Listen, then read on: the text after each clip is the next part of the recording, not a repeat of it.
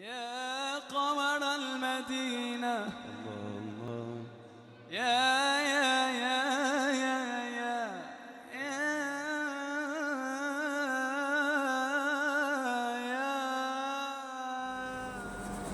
اجازت الحمدللہ رب العالمین والصلاة والسلام علی سید المرسلین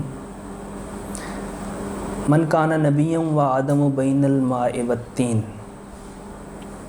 وعلی آلہ الطیبین الطاہرین وعلی اصحابہ الراشدین اما بعد فاعوذ باللہ من الشیطان الرجیم بسم اللہ الرحمن الرحیم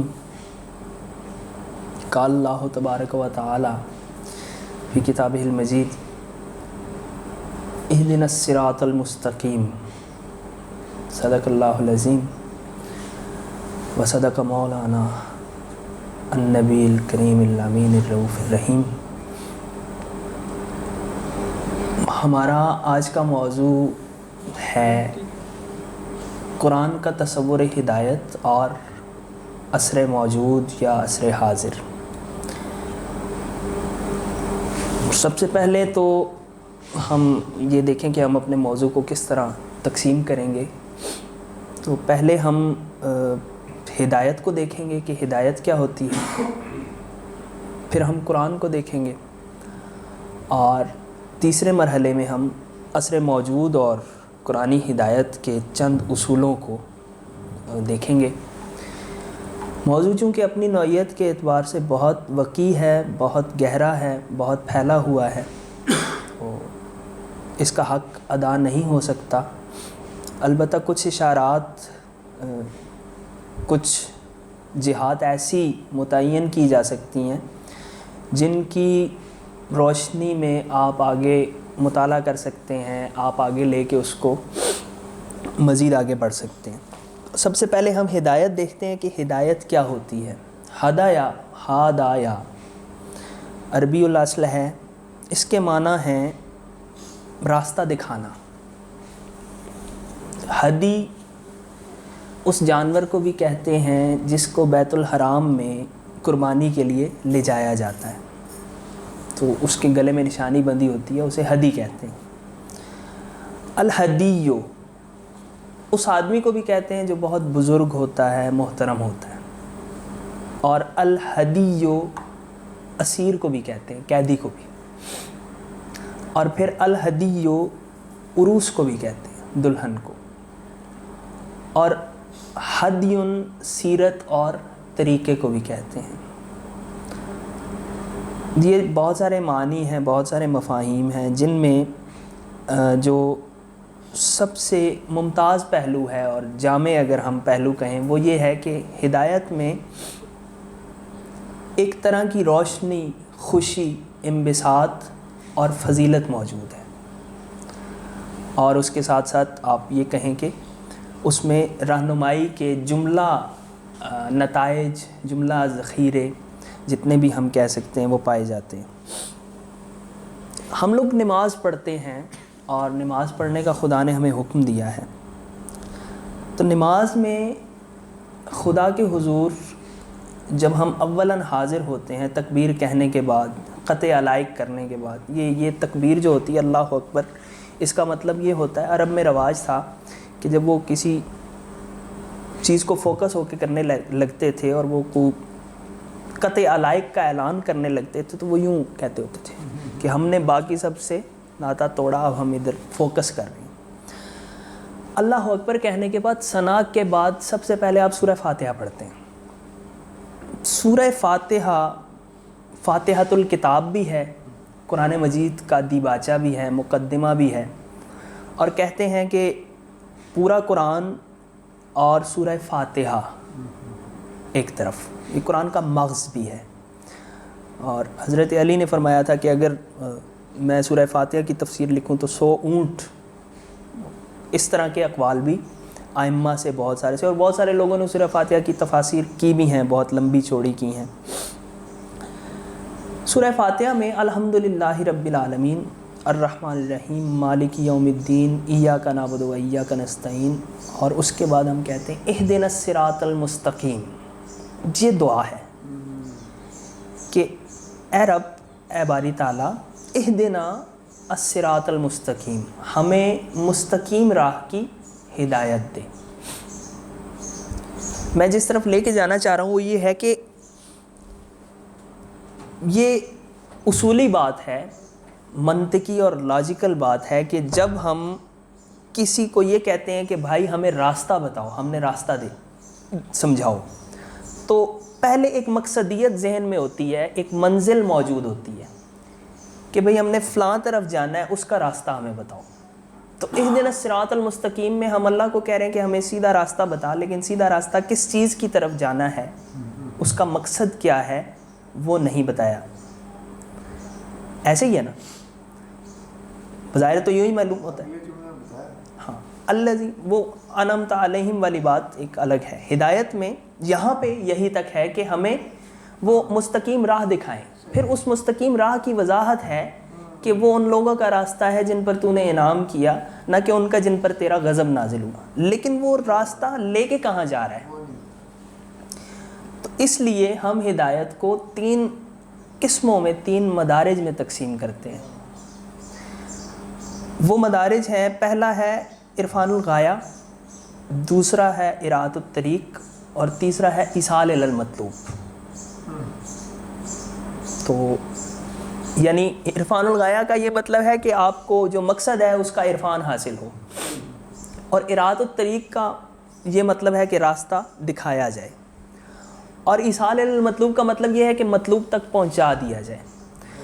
تو اہدنا میں اللہ رب العزت سے جب ہم دعا کرتے ہیں تو وہ مانن، یا آپ یہ کہیں کہ اس کو نفساً ہم یوں کہیں گے کہ سب سے پہلے ہم یہ دعا کرتے ہیں کہ اے باری تعالیٰ، ہمیں اپنے راستے کے آخر پہ یا انجام پہ جو منزل ہے اس کا عرفان عطا کر۔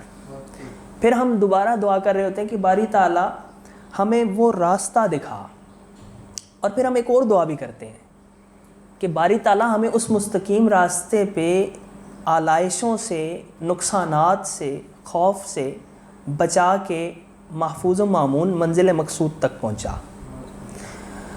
اب یہ سارے مفاہیم اس ایک لفظ ہدایت میں موجود ہیں، اور ہدایت کے یہ 3 مدارج ہیں۔ جہاں تک بات اگر کلیئر ہو جائے تو پھر ہم دیکھتے ہیں کہ قرآن کیا ہے۔ قرآن اپنے متعلق یہ کہتا ہے کہ سورہ فاتحہ کے بعد شروع میں الف لام میم ذالک الکتاب لا ریب فیہ ھدی للمتقین، کہ یہ قرآن ہدایت ہے تقوی والوں کے لیے، متقی لوگوں کے لیے۔ قرآن مجید کو سائنس کی کتاب کہا جا سکتا ہے، سماجیات کی کتاب کہا جا سکتا ہے، معاشرتیات کی کتاب کہا جا سکتا ہے، لیکن مجموعی طور پہ جو اس کا خدا نے نام رکھا ہے یا جس میں اس کی پوری مقصدیت ہے وہ یہ ہے کہ یہ کتاب ہدایت ہے۔ یہدی للتی ہی اقوم، قرآن کہتا ہے یہ ہدایت ہے، اس میں ہدایت ہے اور شفا ہے، یہ ان لوگوں کے لیے ہدایت ہے جو متقی ہیں۔ تو بنیادی طور پہ قرآن ہدایت ہے کیسے؟ چونکہ ہم 3 مدارج کی بات کر رہے ہیں، سب سے پہلے ہم نے عرفان الغایہ کی بات کی ہے، پھر ہم نے اراۃ الطریق کی بات کی ہے، اور پھر اس کے بعد ہم نے ایصال الی المطلوب کی بات کی ہے۔ تو ظاہر ہے کہ قرآن مجید ہمیں یہ تینوں سٹیپس بتاتا ہوگا یقیناً۔ اچھا، قرآن فی نفس ہی کیا ہے؟ قرآن ہے کیا؟ قرآن کلام الہی ہے جو نبی مکرم صلی اللہ علیہ وآلہ وسلم پر نازل کیا گیا بواسطہ جبریل۔ نبی کریم صلی اللہ علیہ وآلہ وسلم پر 2 طرح وحی آتی تھی، یعنی 2 قسم کی وحی تھی، ایک وحی جلی اور دوسری وحی خفی۔ یہاں یہ بتانے کا مقصد یہ ہے کہ وحی خفی کی بھی اہمیت اتنی ہی ہے جتنی وحی جلی کی ہے۔ وحی جلی جسے ہم قرآن کہتے ہیں، اور وحی خفی جو حدیث کی صورت میں ہمارے پاس موجود ہے، اس لیے کہ نبی مکرم صلی اللہ علیہ وآلہ وسلم نے فرمایا کہ وما ینطق عن الهوى ان هو الا وحی یوحی۔ اللہ پاک نے ان کے متعلق کہا کہ وہ اپنی خواہش سے نہیں بولتے بلکہ وہی کچھ بولتے ہیں جو ان کے اوپر وحی کی جاتی ہے۔ تو کلام الہی اس طور ہے کہ خدا نے خود اپنی صفت کو مجسم کیا ہے حروف کی شکل میں یا اصوات کی شکل میں. اس میں ایک ہمارا کلاسیکل اختلاف ہے، وہ یہ ہے کہ یہ قرآن مجید خدا کی مخلوق ہے یا یہ خدا کا فعل ہے یا یہ خدا کا کلام ہے، اور پھر کلام یہ لفظی ہے یا نفسی ہے. تو ان ساری چیزوں سے ہٹ کے قرآن مجید سبھی کی متفقہ رائے ہے کہ یہ اللہ کا کلام بہرحال ہے، تو ہم اس پہ ہی رہتے ہیں. اور نبی کا کلام حدیث ہے.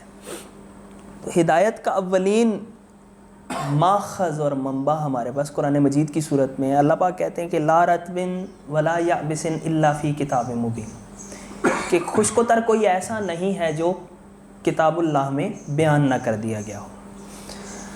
اب یہاں سے آگے میں سوئچ کروں گا اور میں سوئچ کر کے آپ کو فطرت کی طرف لے کے جاؤں گا کہ فطرت کیا ہوتی ہے.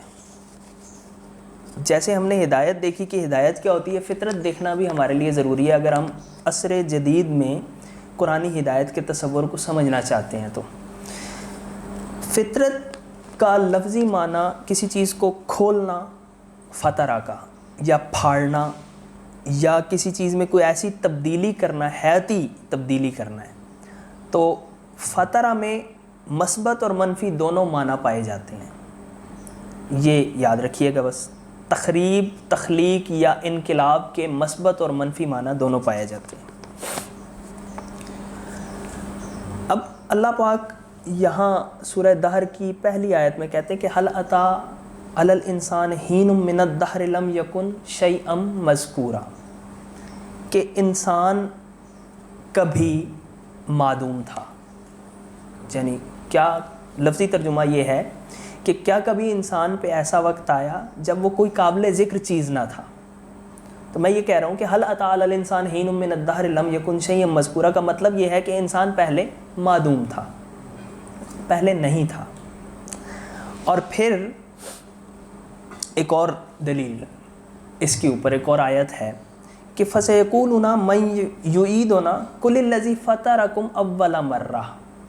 تو یہ بنی اسرائیل نے کہا تھا کہ وہ یہ کہیں گے، اللہ پاک کہتا ہے کہ پھر وہ یہ کہیں گے کہ مَن يُعِيدُنَا، ہمیں دوبارہ کون لوٹائے گا. تو کہہ دو کہ الَّذِي فَطَرَكُمْ أَوَّلَ مَرَّةٍ، وہ جس نے تمہیں پہلی مرتبہ فطر کیا تھا. مقصد یہ ہے کہ جب ہم نے کہا نا کہ فطرت اور فطرہ کا مطلب تخلیق کرنا ہے، تو قرآن کہتا ہے کہ انسان کو خدا نے عدم سے وجود بخشا ہے، اور اس کے اوپر یہ دو دلائل ہیں. میں ابھی جب آگے معنی واضح ہوگا تو آپ کو اس کی سمجھ آئے گی. اور ایک اور جگہ قرآن کہتا ہے کہ سورہ یاسین میں ہم عموماً پڑھتے رہتے ہیں کہ وَمَا لِيَ لَا أَعْبُدُ الَّذِي فَطَرَنِي وَإِلَيْهِ تُرْجَعُونَ. اب یہ اقصا رجل، وہ شہر کی ایک اوپر والی سطح سے دوڑتا ہوا آدمی آتا ہے اور وہ یہ کہتا ہے، اور آگے پھر وہ یہ بات وہ کہتا ہے کہ ان رسولوں پہ تم کیوں ایمان نہیں لاتے جنہوں نے ساری عمر تمہاری خدمت کی ہے، تم سے کوئی اجر نہیں مانگا. تو پھر وہ کہتا ہے کہ وَمَا لِيَ لَا أَعْبُدُ الَّذِي فَطَرَنِي وَإِلَيْهِ تُرْجَعُونَ، کہ مجھے کیا مسئلہ ہے کہ میں اس ذات کی عبادت نہ کروں جس نے مجھے پیدا کیا. تو فطرنی یعنی تخلیق. اچھا، اب یہاں پہ تخلیق کے ساتھ یہ بات سمجھ لینی چاہیے کہ خدا نے ہر چیز کو عدم سے وجود بخشا ہے، اور عدم سے وجود بخشتے ہوئے اس نے کہا ہے کہ انما اراد شیئا ان یقول لہ کن فیکون. ایک تو یہ ہے کہ فطرت کیا ہے، ہم نے وہاں تک پہنچنا ہے. فطرت ایک یہ ہے، لفظی مطلب یہ ہے کہ کسی چیز کو تخلیق کرنا، کسی چیز میں تبدیلی کرنا، مثبت اور منفی دونوں. فطرت کا مفہوم یہ ہے. اور فطرت کا لفظی مطلب کیا کیا پاسبل ہے، اس کے اوپر ہم نے قرآنی دلائل دیے 2 یا 3، کہ ایک آیت میں خدا نے کہا کہ اس کا مطلب تخلیق ہے، دوسری میں کہا کہ اس کا مطلب پیدا کرنا ہے. اب آگے دیکھیے کہ انما امرہ اذا اراد شیئا ان یقول لہ کن فیکون. یہاں پہ اس آیت کا دوسرا حصہ بہت اہم ہے، فیکون.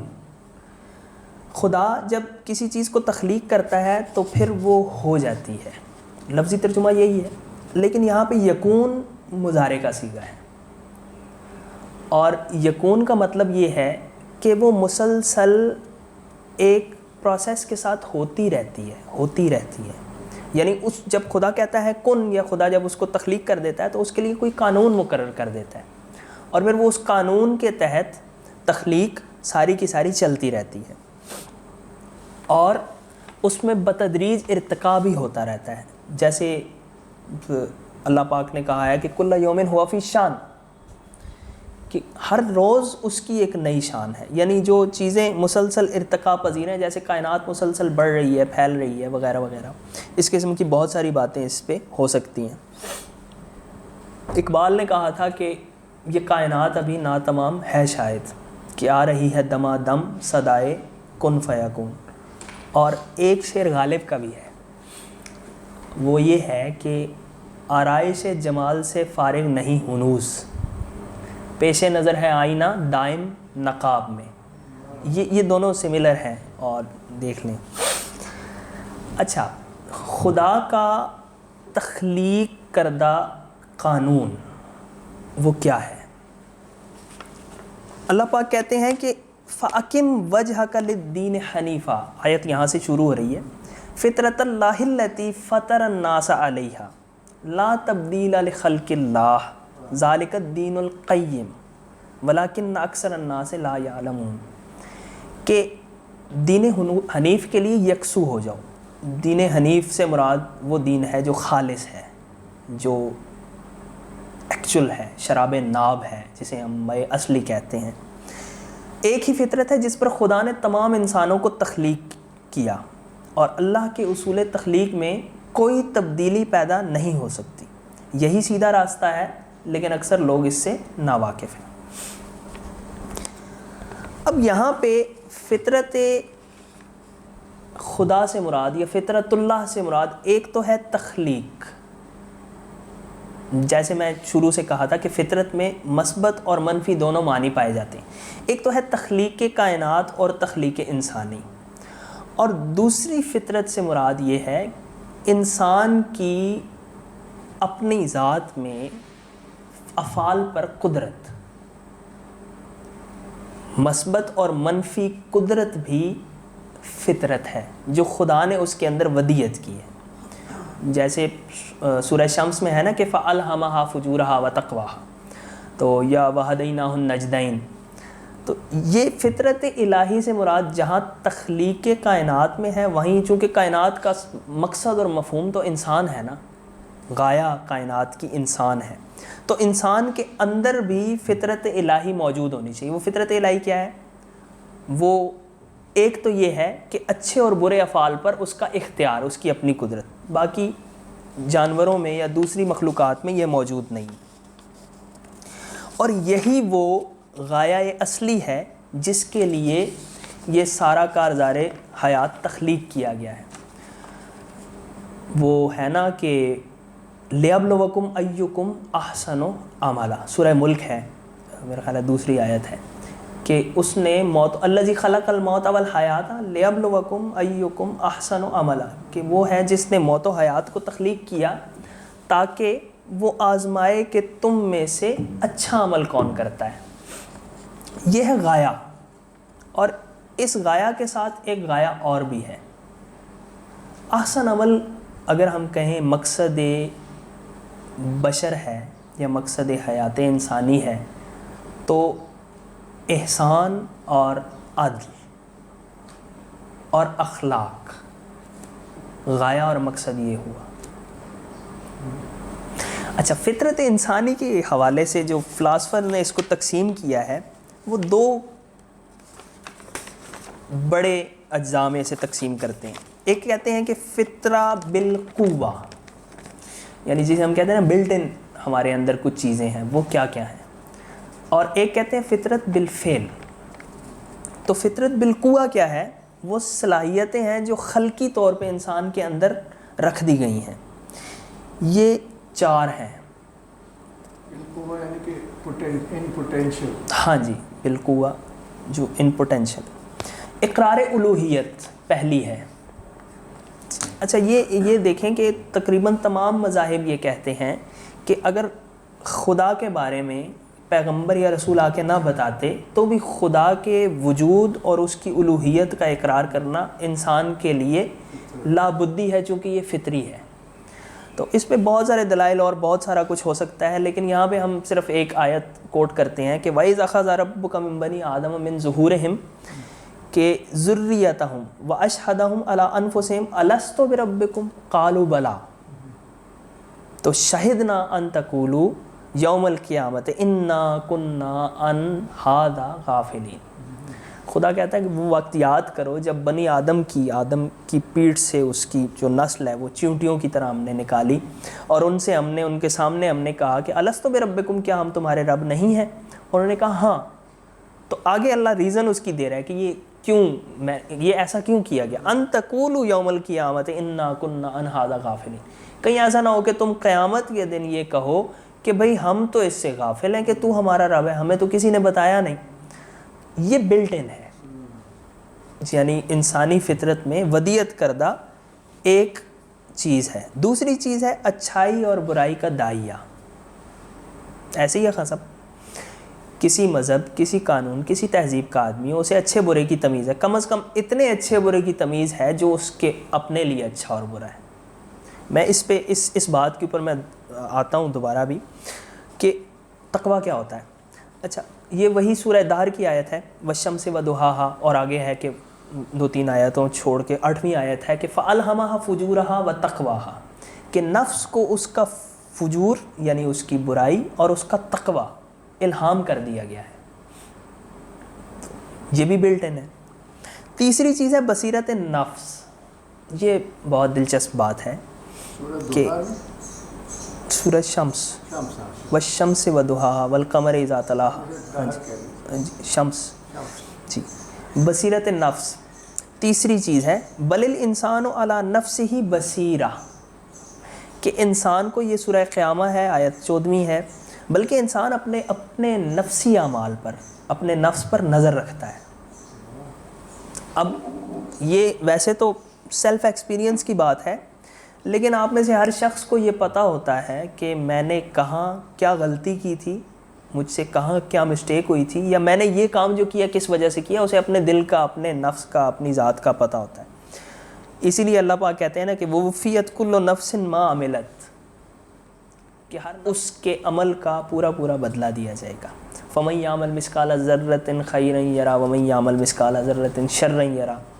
اور اس قسم کی بہت ساری آیات ہیں جس میں پتہ لگتا ہے کہ انسان اپنے فعل کا خود ذمہ دار ہے، اس لیے کہ وہ جو کرتا ہے اسے خود کو پتہ ہوتا ہے، یا اس کو پتہ ہوتا ہے یا خدا کو پتہ ہوتا ہے. اور چوتھی چیز ہے احساس ذمہ داری. یہ بہت دلچسپ بات ہے کہ خدا نے یہ بھی صفت ودیت کی ہے انسان کو فطرتاً کہ اِنَّا عَرَضْنَا الْأَمَانَةَ. اس کے اوپر یہ ایک دلیل ممکنہ ہو سکتی ہے، میں نے اس لیے لکھ دی اِنَّا عَرَضْنَا الْأَمَانَةَ عَلَى السَّمَاوَاتِ وَالْأَرْضِ، کہ خدا کہتے ہیں کہ ہم نے امانت کو آسمانوں اور زمینوں پیش کیا اور پہاڑوں پر، تو انہوں نے اس کے اٹھانے سے انکار کر دیا. وَحَمَلَهَا الْإِنسَانُ إِنَّهُ ظَلُومٌ جَهُولٌ، تو انسان نے وہ ذمہ داری اٹھا لی. ہم میں سے ہر ایک انسان، چاہے وہ کسی بھی دین مذہب کا ہو، سادہ سی بات ہے کہ وہ ذمہ دار ہوتا ہے اور ذمہ داری لیتا ہے چیزوں کی اور خود کو رسپانسبل سمجھتا ہے. یہی 4 چیزیں اقرار الوہیت اور بصیرت نفس، اچھائی برائی کا داعیہ اور احساس ذمہ داری، یہی 4 چیزیں بنیادی طور پہ فطرت اسلام ہیں یا دین فطرت ہیں. اب ان 4 چیزوں کو اگر آپ دوسرے الفاظ میں دیکھیں تو وہ اسلام ہیں، اور اگر آپ ان کو ایک اور نام دینا چاہیں تو آپ کہیں گے کہ یہ مکارم اخلاق ہیں اور احسان ہے. اور فطرت بالفعل کیا ہے؟ زُيِّنَ لِلنَّاسِ حُبُّ الشَّهَوَاتِ مِنَ النِّسَاءِ وَالْبَنِينَ وَالْقَنَاطِيرِ الْمُقَنطَرَةِ مِنَ الذَّهَبِ وَالْفِضَّةِ وَالْخَيْلِ الْمُسَوَّمَةِ وَالْأَنْعَامِ وَالْحَرْثِ، کہ لوگوں کے لیے دنیا کی خواہشات کو مزین کر دیا گیا ہے.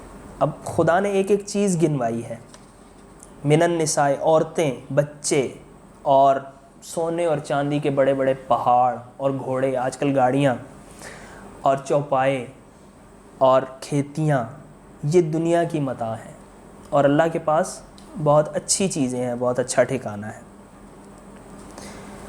یہاں سے مقصد بعثت انبیاء کا آغاز ہوتا ہے کہ انبیاء کیوں مبعوث کیے گئے۔ بنیادی طور پہ مقصد یہی تھا کہ اگر یہ جو فطرت بالقوہ ہے اس کا تعلق لاشعور کے ساتھ ہے، چونکہ یہ بلٹ ان ہے، اور جو فطرت بالفعل ہے اس کا تعلق ہے شعور کے ساتھ۔ اگر شعور لاشعور پہ غالب آ گیا تو بندہ کافر، اور اگر لاشعور شعور پہ غالب آ گیا تو مومن۔ مطلب آپ نے کوئی برائی دیکھی اور آپ اس برائی کی راہ میں بہہ گئے تو آپ گئے، اور اگر آپ کا ضمیر تھا وہ جاگ رہا تھا اور وہ فطرت آپ کی باقی تھی، تو انبیاء بنیادی طور پہ اسی لیے آئے ہیں۔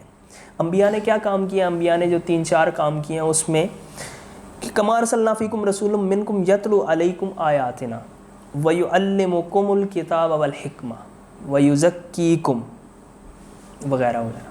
تزکیہ ہے، تعلیم ہے اور حکمت ہے، یعنی کتاب پڑھتا ہے نبی، ایک تلاوت آیات کرتا ہے، اس کے بعد نبی تزکیہ کرتا ہے اور علم و حکمت کی تعلیم دیتا ہے۔ تو وہ اسی لیے ہے کہ قد افلح، وہ تاکہ وہ پاک ہو جائے، تزکیہ ہو جائے، اور پھر خدا کہتا ہے کہ قد افلح من زکاہا وقد خاب من دساہا۔ وہ کامیاب ہو گیا جس نے اپنا تزکیہ کر لیا، اور وہ خسارے میں رہا جس نے اس کا نفس کا راستہ روکا۔ تو نفس کا تزکیہ اور اصلاح انبیاء کی بعثت کا مقصد ہے۔ وہ کیوں؟ وہ اس لیے کہ فطرت بالفعل جو ہے وہ فطرہ بالقوہ کے اوپر بعض اوقات غالب آ جاتی ہے، اور اس غلبے کو کم کرنے کے لیے، یا بالفاظ دیگر آپ یہ کہہ لیں کہ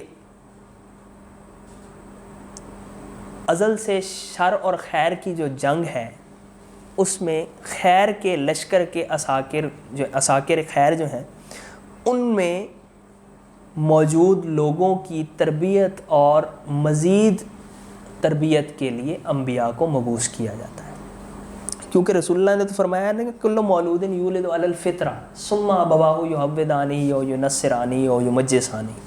فطرتاً تو دین ہی ہے، اس کے بعد پھر اس کے ماں باپ ہیں، اس کا معاشرہ ہے، اس کے فطرت بالفعل ہے جو اسے یہودی یا نصرانی یا مجوسی بناتی ہے۔ اب ان 3-4 چیزوں کو مد نظر رکھتے ہوئے اگر آپ یہ کہیں کہ عصر موجود میں ہمیں قرآن سے ہدایت کیسے لینی چاہیے، تو سب سے پہلے تو آپ زمانہ کوئی بھی ہو، ہم اس طرف نہیں جاتے کہ سیکولرزم ہے، ماڈرنزم ہے، پوسٹ ماڈرنزم ہے، تھیوریز کیا ہیں، سائنس کیا کہتی ہے، وہ ساری چیزیں ایک طرف رکھتے ہوئے قرآن نے جب آپ سے مخاطب ہو کے بات کرنی ہے تو اس نے یہ کہنا ہے کہ ذالک الکتاب لا ریب فیہ ھدی للمتقین۔ اور متقی کون ہوتا ہے؟ متقی وہ ہوتا ہے جو اپنے آپ کو بچاتا ہے نقصان سے، گھاٹے سے۔ اچھا، متقی فی الدنیا تو ہم سب ہیں، متقی فی الدنیا تو ہم سب ہیں۔ کیسے؟ یہ بھی تقویٰ ہے۔ رسول اللہ نے جب دعا فرمائی تو رسول اللہ نے کہا کہ ربنا آتنا فی الدنیا حسنہ، پہلے دنیا کا ذکر ہے، دنیا میں اچھائی مانگی ہے، پھر آخرت میں اچھائی مانگی۔ تو دنیا میں آپ بے روزگاری سے بچیں، آپ بھوک سے بچیں، آپ کا گھر اچھا ہو، آپ غربت میں نہ رہیں ورنہ آپ کو دبا دبو دیں گے لوگ۔ تو یہ ساروں کے لیے ہم کوششیں کرتے ہیں، یہ بھی تقویٰ ہے، ایسے لوگ بھی متقی ہیں۔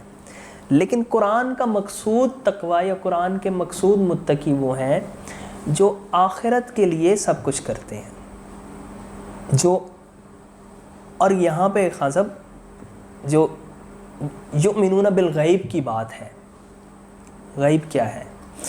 غیب وہ ہے جو، یہ ایک بالکل الگ بات ہے، لیکن آپ اس کو آج کل کے عصر جدید کے ساتھ آپ اس کو یوں ملا سکتے ہیں کہ زمانہ جدید عقل کا ہے، سائنس کا ہے۔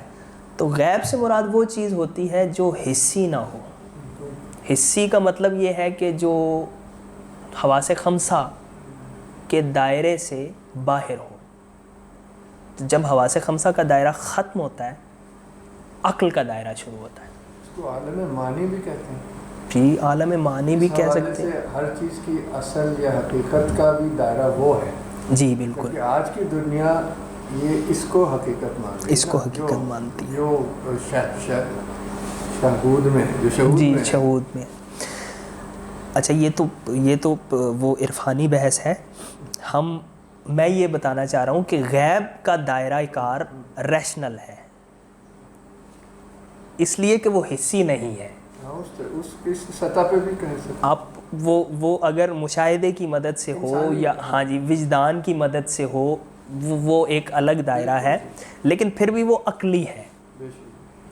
اور آپ کو شاید میں نے یہاں کہیں کبھی بات کرتے ہوئے کہا کہ سب سے پہلے خدا نے جس چیز کو تخلیق کیا ہے وہ عقل ہے. اور خدا نے عقل کو تخلیق کرنے کے بعد اسے کہا کہ آگے آؤ وہ آگے آئی اور پھر کہا کہ پیچھے جاؤ پیچھے گئی. اور خدا نے عقل کی تعریف کی. 3 چیزیں کہی جاتی ہیں جو سب سے پہلے تخلیق کی گئیں. ایک ہے محمد صلی اللہ علیہ وآلہ وسلم کا نور, ایک ہے قلم اور ایک ہے عقل. تو ان تینوں کی معنویت یہ ہے کہ یہ عقل بدرجہ اول ہے. اچھا تو عقل ہے یہ غیب کہ یؤمنون بالغیب, ان چیزوں پہ ایمان لاتے ہیں جو حسی نہیں ہیں. پہلے انبیاء کو جو معجزے دیے گئے دکھائے گئے وہ اور طرح کے تھے, اور نبی آخر الزماں کو جو معجزے دیے گئے وہ ریشنل تھے. قرآن کی فصاحت بلاغت آپ کا سب سے بڑا معجزہ ہے. اور چاند 2 ٹکڑے کرنا, چاند پہ جانے والے یا جب کبھی وہ جائیں گے وہ بتائیں گے کہ چاند واقعی ایکچولی 2 ٹکڑے ہوا تھا. تو اور یہ ایسا کئی دفعہ ہوا. تو آپ نے وہ کام کیے ہیں جو واقعتاً فزیکلی ہوئے ہیں, پر فرشتے آپ کے زمانے میں نہیں آئے. اس لیے ہم غیب کو بدرجہ عالم معنی کی بات بھی رکھیے لیکن بدرجہ ہم غیب کو عقل کہہ سکتے ہیں. عقل جو ہے اس کو آپ شعور یا کانشیسنس کہیں تو ہر درجے میں عقل ہی کہلا رہی ہے, چاہے فانی درجہ ہو یا انسانی ریشنل جو آپ بات کر رہے ہیں ہے تو عقل ہی. جی وہ شعور ہے. شعور ہے. اس درجے میں بھی وہ غیب اور شہود کی بات رہتی ہے. جی بالکل. جی بالکل وہاں بھی رہے گی, اس لیے کہ ہم نے ملائکہ کو آخرت کو اس درجے پہ محدود نہیں کیا جا سکتا. جی ہم نے ملائکہ کو آخرت کو یعنی جو ہمارے ایمانیات ہیں ہم نے ان سب کو اپنی عقل سے مانا ہے. نبی مکرم صلی اللہ علیہ وآلہ وسلم سے پوچھا گیا کہ سب سے اچھا اور اعلیٰ ایمان کن لوگوں کا ہوگا,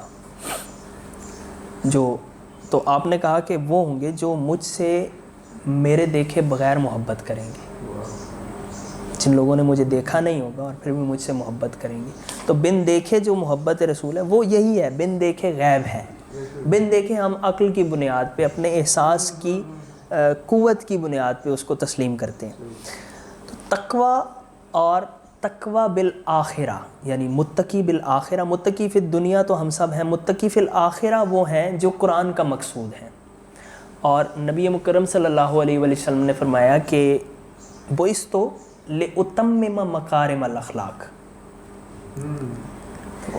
میں آپ کو ان 4 چیزوں تک محدود کرنے کی کوشش کر رہا ہوں کہ وہ 4 چیزیں ہی کسی بھی زمانے میں آپ چلے جائیں, اس لیے کہ وہ فطرت الہی ہے. اگر آپ ان 4 چیزوں کو بنیاد بنا کے آگے بڑھیں گے تو کہیں آپ کو کسی زمانے میں قرآن مجید سے ہدایت لیتے ہوئے کوئی مسئلہ نہیں ہوگا. لیکن اگر آپ باقی چیزوں میں پھنس جائیں گے تو آپ کبھی بھی اس قابل نہیں ہو سکیں گے کہ اب چونکہ آپ سرچشمے سے براہ راست پانی نہیں پی رہے تو آپ کی پیاس کیسے بجھے گی. اس حدیث کا ترجمہ آپ نے کیا مکارم الاخلاق. ہاں بعثت لأتمم مکارم الاخلاق کہ مجھے مبعوث کیا گیا تاکہ میں مکارم اخلاق کی تکمیل کروں. ایکسلنٹ کیریکٹر ٹریٹس یعنی خلق اخلاق. اور الدین النصیحت, رسول اللہ نے کہا کہ دین سارے کا سارا نصیحت ہے, دین سارے کا سارا اخلاق ہے. اور اخلاق کو آپ جہاں کہیں بڑھاتے جائیں گے، جتنا بڑھاتے جائیں گے، آپ جب اس کی پیک پہ پہنچیں گے تو آپ دیکھیں گے کہ یہی دین فطرت ہے اور یہی دین اصلی ہے. اور سیدہ عائشہ فرماتی تھیں کہ نبی مکرم صلی اللہ علیہ وسلم کے اخلاق سے متعلق کسی نے پوچھا تو کان خلقہ القرآن، تو قرآن ان کا خلق ہے، ان کا اخلاق قرآن ہے. اور اسی لیے کہتے ہیں نا کہ رسول اللہ کو کہ آپ چلتے پھرتے قرآن ہیں، مجسم قرآن آپ کا اخلاق قرآن کے سانچے میں ڈھلا ہوا ہے. تو عبادات الگ ہیں، ایمانیات الگ ہیں، اور احسان اور اخلاق بالکل الگ چیز ہے. غایہ کیا ہے، مقصد کیا ہے؟ متقی فی الآخرہ وہ ہے جو لیبلوکم ایکم احسن عملا، جو احسان کرتا ہے، جو اخلاق سے اور کردار سے سر انجام دیتا ہے ہر چیز کو. یہی اصول ہے، یہی فطرت الہی ہے، چاہے زمانہ کوئی بھی ہو.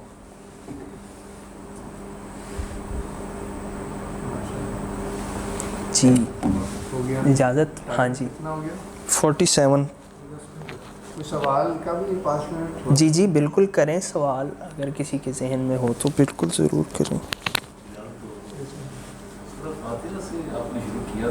جی جی تھوڑا سا میں سمجھتا ہوں کہ اگر اس کو کنٹینیو کرتی ہے تو ہم یاد پہنچے.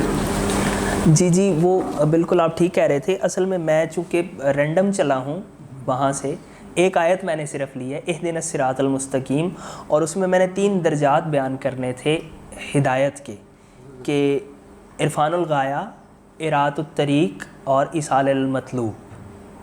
تو ایصال المطلوب خدا سے ہم مانگتے ادھر ہی ہیں، لیکن ایصال المطلوب تب ہوگا جب ہم ہر چیز میں خلق کو، احسان کو اور اچھائی کو بنیاد بنا کے رکھیں گے.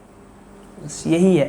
یعنی وہ آپ کی تکمیل تب ہوتی ہے. شیطان نے کہا تھا فَبِمَا أَغْوَيْتَنِي لَأَقْعُدَنَّ صِرَاطَكَ الْمُسْتَقِيمَ، وہاں پہ صراطَكَ الْمُسْتَقِيم کے لفظ ہیں. شیطان نے یہ کہا تھا کہ اے اللہ، چونکہ تو نے مجھے کیا دھتکار دیا ہے نا، گمراہ کر دیا ہے، اور تو نے مجھے راندہ درگاہ کر دیا ہے، تو میں ضرور بالضرور بیٹھوں گا، بہرحال بیٹھوں گا، اور تیرے مستقیم راستے میں بیٹھوں گا.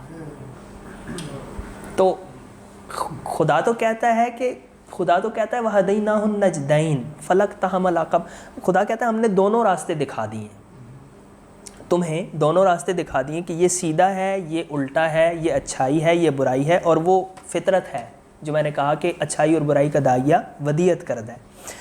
اب شیطان کہتا ہے کہ میں اس راستے پہ بیٹھوں گا جو مستقیم ہے، وہاں بیٹھ کے میں گمراہ کروں گا، اور خدا نے اسے چھوٹ دی ہے. وہ کیا ہے، ازل سے تا امروز چراغ مصطفی سے شرار بولہبی. تو اب وہاں پہ الذی، وہ آگے ہے نا کہ الحمدللہ اہدنا الصراط المستقیم صراط الذین انعمت علیہم غیر المغضوب علیہم ولا الضالین. تو انعام کردہ لوگ کون سے ہیں؟ وہ یہی ہیں جنہوں نے ان 4 چیزوں کو بنیاد بنایا ہے اور ہر چیز میں احسان کیا ہے. انہوں نے عدل اور احسان. عدل تو نچلا درجہ ہے، احسان اس سے بڑھ کے ہے کہ آپ اخلاق کی بلند ترین سطح تک پہنچ جائیں کوشش کرتے کرتے، تو گویا آپ کا مقصد تخلیق مکمل ہو جاتا ہے. کچھ سوال کیا ہے کیسر محمود گوندل صاحب نے. جی جی. Muslims need a movement to motivate or teach us about احسان اور اخلاق. What would you say?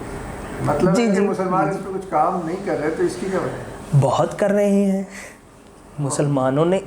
نہیں، آج کے دور میں بھی بہت سارا کام کیا جا رہا ہے، لیکن اس کی نوعیت تبدیل ہو گئی ہے، ظاہر ہے. تو احسان اور اخلاق اور تصوف ہی دراصل مخ دین ہے. تو وہ مولانا روم نے کہا ہے نا کہ مغز ہا برداشتم اور استخواں پیشے سگان داختم. تو وہ میں نے یعنی قرآن سے مغز لے لیا ہے، اور جو استخواں تھا وہ سگوں کے سامنے ڈال دیا، سگاں کے سامنے، جی یعنی کتوں کے سامنے. جی میرے ذہن میں بھی یہی، ویسے آپ نے جواب دیا نا، یہی سوال آ رہا تھا، اور ان کا سوال بھی بیسکلی وہ جی تھا جی کہ یہ اخلاق کہہ لیں یا احسان کہہ لیں، اصل معنی میں تو تصوف وہی ہے جی جو کہ ابھی لوگ سب یہ بھی بھول گئے ہیں. دیکھیں نا وہ جو اصل ہے دین کی اس تک ہم پہنچ نہیں سکتے. جی بنیادی طور پہ تو حدیث جبریل کی روشنی میں اگر دیکھیں تو احسان کی ڈیفینیشن یہ ہے کہ تم اللہ کی عبادت ایسے کرو ان تعبد اللہ کأنک تراہ، کہ تم اسے دیکھ رہے ہو. وَإِن لَمْ تَكُنْ تَرَاهُ فَإِنَّهُ يَرَاكَ، اگر تم اسے نہیں دیکھ رہے تو ایسے عبادت کرو کہ وہ خدا تمہیں دیکھ رہا ہے. اب یہاں پہ خدا کو دیکھنا، پھر دیکھنے کے لیے کہ وہ دیکھے گا کیسے، دل کی آنکھ سے دیکھے گا، ظاہراً آنکھ سے دیکھے گا، اور پھر وہ اس مقام تک کیسے پہنچے گا. تو یہ اس ضمن میں بہت سارا تسلسل کے ساتھ اگر آپ دیکھیں تو کام کیا گیا. اب صحابہ تھے جو حضرت حارثہ والی ہے کہ کیف اصبحت، رسول اللہ نے ان سے پوچھا کہ حارثہ تو نے صبح کیسے کی؟ انہوں نے کہا کہ میں نے صبح اس حال میں کی کہ میں وہ عرش کے ادھر تھا اور وہ تھا. تو وہ کیفیت ہے اس احسان کی. بلکہ شہود ہے، وہ دیکھ رہے ہیں. انہوں نے کہا میں خدا ایسا مجھے لگتا ہے کہ عرش خدا میرے سامنے ہے اور جنت والے اپنے تختوں پہ بیٹھے ہوئے ہیں اور دوزخ والے ایک دوسرے کی چیر پاڑ کر رہے ہیں. انہوں نے ان کو یہ دکھ رہا. اب دیکھیں، اب وہ رسول اللہ نے کہا کہ میں نے سر کی آنکھوں سے اللہ کا دیدار کیا ہے، ٹھیک ہے. لیکن جیسے ہی اسلام میں فلسفہ آیا ہے، یا آپ یہ کہہ لیں کہ عقلیات گھسی ہیں، انہوں نے انکار کر دیا اس بات کا کہ خدا کو تو دیکھنا ممکن ہی نہیں ہے. معتزلہ پہلے موجود تھی کہ یعنی سیدہ عائشہ سے حتیٰ کہ روایت موجود ہے کہ جس نے کہا من قالا کہ رسول اللہ نے را اللہ یا را ربہ تو فقط کفرا، اس طرح کے الفاظ ہیں کہ فقط کفرا، اس نے کفر کیا، اس نے انکار کیا. تو رؤیت الہی ممکن ہے یا نہیں ہے یہ ایک الگ بات ہے. اچھا پھر اگر وہ ممکن ہے تو وہ تمثیلاً ممکن ہے یا مطلب واقعی ممکن ہے، یہ ایک الگ بات ہے. کچھ لوگ کہتے ہیں کہ رسول اللہ نے معراج کی رات جو کی ہے وہ خواب میں کی ہے، کچھ لوگ کہتے ہیں کہ نہیں آپ فزیکل اپنی باڈی کے ساتھ چلے گئے تھے. تو یہ ساری پھر اس کے اوپر جب احسان پہ کام کیا گیا تو پھر فلسفہ بھی آ گیا. اس میں ایک گروہ بن گیا ان لوگوں کا جو بالکل پیور صوفی ہیں، جنہیں ہم کہتے ہیں کہ بایزید بستامی جیسے لوگ ہیں جو اللہ کے ولی ہیں، وہ مجذوب ہیں، وہ خدا کے ساتھ ان کا تعلق اور نوعیت کا ہے. پھر کچھ ایسے صوفیاء ہیں جیسے محی الدین ابن عربی ہیں جنہوں نے ان لوگوں کو، منصور حلاج ہیں یا اس کیٹیگری کے جو لوگ ہیں، ان کی جو باتیں تھیں ان کو فلسفیانہ طور پہ ثابت کرنے کی کوشش کی ہے. اور پھر ایک گروہ وہ ہے جو صوفیاء کا، جیسے امام غزالی ہیں، امام غزالی اور اس گروہ کے سارے صوفی وہ اور ڈگر پہ ہیں. وہ یہ کہتے ہیں کہ آپ عقل چھوڑ دیں، فلسفہ چھوڑ دیں اور پھر آپ مراقبے کریں اور ریاضت کریں. تو تصوف نے مختلف شکلیں بدلی ہیں، احسان نے مختلف شکلیں بدلی ہیں، اور وہ اپنی ساری کی ساری شکلوں میں آج بھی موجود ہے. تو اس کی جو حقیقت ہے وہ ایک ہی ہے. حقیقت ایک ہی ہے. یہ تو اس کے ثانوی پہلو، جی ثانوی پہلو ہیں، اور وہ سارے اپنے ثانوی پہلوؤں اور ٹولز کے ساتھ موجود ہیں. اکثر جو آپ نے شروع بات کی تھی، حقیقت تو تزکیہ نفس ہی ہے، جی ورنہ تصوف نہیں ہے. جی تزکیہ نفس ہے، تزکیہ نفس ہے، یہ عمل ہے، اور جس کا نتیجہ حقیقت یعنی غایہ وہ احسان ہے. اس کو حدیث ولی کی روشنی میں سمجھ سکتے ہیں. ہاں جی، میں وہ ہاتھ بن جاتا میں ہوں، وہ ہاتھ جس سے بن وہ جاتا کرتا ہے، وہ آنکھ بن جاتا ہوں جس سے وہ دیکھتا ہے. تو وہی غایت ہو گئی. غایہ وہی ہے. غایہ یہ میں نے پچھلے لیکچر میں کہا تھا کہ ایک تو غایہ یہ ہے کہ فنا فی اللہ ہو جانا، یعنی خدا کی ذات میں، خدا کی ذات کے ساتھ کامل اتصال. ایک غایہ یہ ہے کہ اس کے باوجود اپنے مقام عبودیت کو باقی رکھنا. جیسے میں نے اقبال کا شعر پڑھا تھا کہ مقام بندگی دے کر نہ لوں شان خداوندی، یعنی بندگی اور عبودیت کہ اقبال نے ایک اور جگہ کہا کہ اب دیگر اب دو چیزیں دیگر. آپ کو تخلیق کیا ہے خدا نے، تو آپ کا اپنا ایک، آپ کی اپنی ایک آئینس ہے، خودی ہے، آپ کی اپنی ایک ذات ہے، وقار ہے. فنا کے بعد بقا، یہ مقصود ہے. فنا مقصود ہوتی تو تخلیق کا مقصد رہ نہیں جاتا تھا.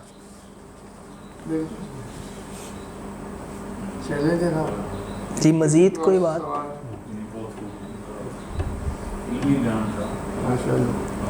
ایسا وقت ہو گیا تو نیچے چلیں. اجازت جی. وما علیہ الا البلاغ. سلامت رہیں.